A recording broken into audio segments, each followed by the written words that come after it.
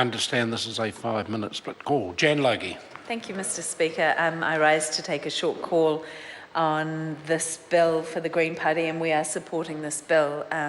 My colleague David Clendon spoke earlier more broadly about this bill, but I would like to pay particular attention to the aspects of this bill that will impact on victims of sexual violence and children.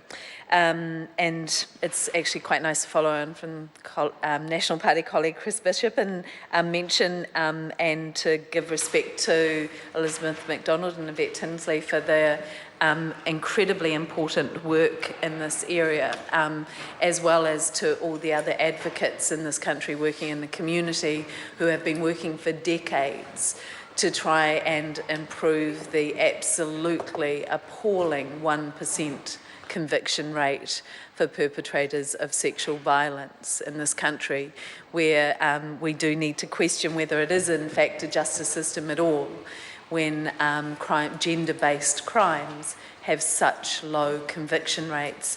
So before I get into some of the details of this bill, I do want to put it into a context of some action and inaction over time in relation to these legal justice issues around sexual violence.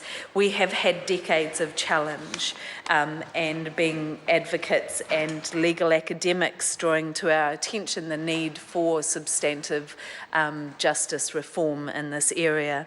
I think it came to most New Zealanders' attention how bad our system was when in 2006 we saw the acquittal of 2 former police officers and the then Assistant Police Commissioner who had been accused of the rape of Louise Nicholas in the 1980s.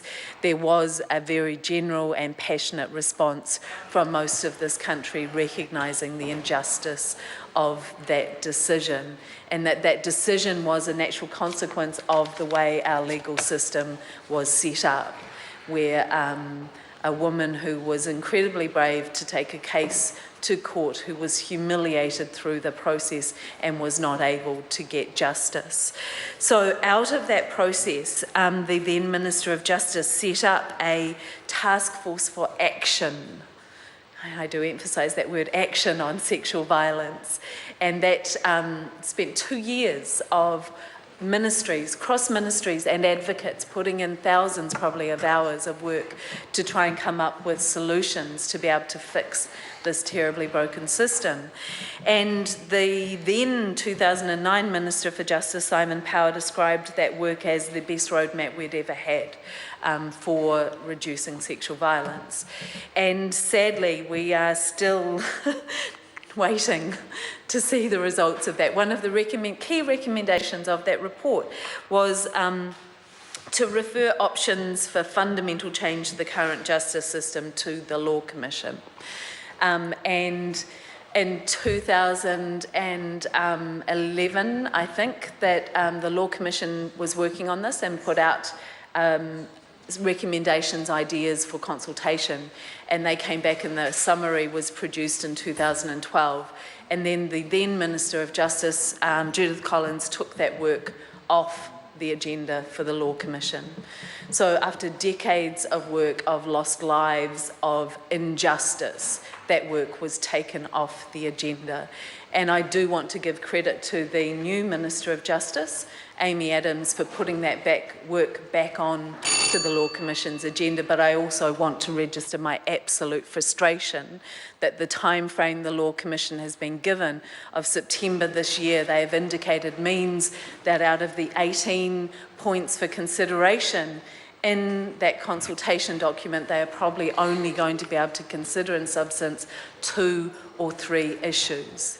So that, in actual fact, is not a fundamental review of our justice system. It will only be a partial review. And what this bill does is respond again to a partial part of the problem of one tiny aspect of a system that is so fundamentally broken.